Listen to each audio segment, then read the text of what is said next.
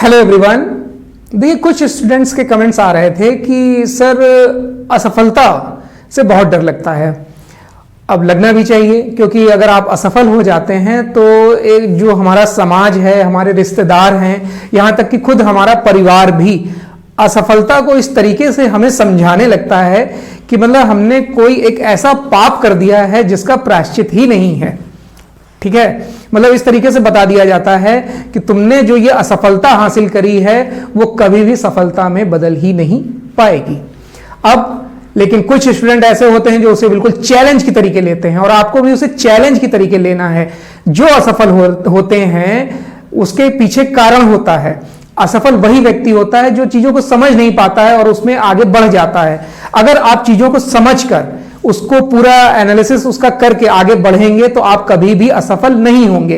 असफलता सबको मिलती है, असफलता सबको मिलती है, लेकिन अगर उसे जो एक्सेप्ट करता है एक चैलेंज की तरीके, यानी कि सिर्फ उम्मीद नहीं करता है कि मैं सफल होऊंगा, लेकिन अगर उसको चैलेंज की तरीके लेते हैं और प्रयास करते हैं, उस असफलता से अ हटा देते हैं और सफलता की तरफ आगे बढ़ जाते हैं, यानी कि अ को इरेज कर देते हैं, तभी वो आगे बढ़ते हैं, सक्सेस हो जाते हैं। अब आपको क्या करना है, अगर आपको असफलता मिल रही है तो आपको एक बार बैठकर ये सोचना होगा कि मुझे असफलता क्यों मिल रही है, क्या कारण है। अगर आप कोई एग्जाम दे रहे हैं या कोई बिजनेस कर रहे हैं या फिर कोई एक ऐसी चीज कर रहे हैं जिसमें आपको बार बार असफलता मिल रही है, आप जो करना चाहते हैं वो आपसे नहीं हो पा रहा है, तो आपको एक बार सोचना होगा कि जो आप एग्जाम दे रहे हैं उसमें आपका क्या वीक पोर्शन है जिसकी वजह से आप फेल हो रहे हैं। जैसे मान लीजिए बहुत से स्टूडेंट की इंग्लिश कमजोर होती है, मैथ कमजोर होती है, जीएस उनका वीक पोर्शन रहता है, तो आप एनालिसिस करिए ना कि मतलब इंग्लिश अगर आपकी वीक है तो क्यों ना हम इंग्लिश को अलग से एफर्ट करें, इंग्लिश को और ध्यान दें, इंग्लिश पे और फोकस करें, मैथ की ज्यादा से ज्यादा प्रैक्टिस करें, जीएस को ज्यादा से ज्यादा याद करें, लिखकर याद करें, अपनी दीवारों पे चिपका दीजिए उसको कि कौन सा युद्ध कब हुआ था, कौन सा दिवस कब होता है, ये इस बुक के राइटर कौन है। अगर मैथ है तो आपको स्क्वायर या टेबल अगर आपको नहीं आती तो टेबल दीवार पर लिखिए, स्क्वायर लिखिए, क्यूब लिखिए, फार्मूले लिखिए, ज्यादा से ज्यादा प्रैक्टिस करिए, बेसिक पर ध्यान दीजिए। और अगर इंग्लिश नहीं आती है तो आप वोकैब पर ज्यादा से ज्यादा ध्यान दीजिए। इन सब बातों को ही आप आत्मसात करके अपने को इन सब बातों में ढाल कर ही आगे बढ़ पाएंगे। और रही बात जो बिजनेस करते हैं, अब या तो आपको फील्ड की नॉलेज नहीं है या फिर आपके पास पैसा नहीं है कि आप बैकअप कर सकें, तो इसलिए भी असफल होते हैं। तो इस असफलता से आपको डरना नहीं है। जो डर गया वो मर गया, ये तो आपने कई बार सुना होगा, लेकिन लड़िए।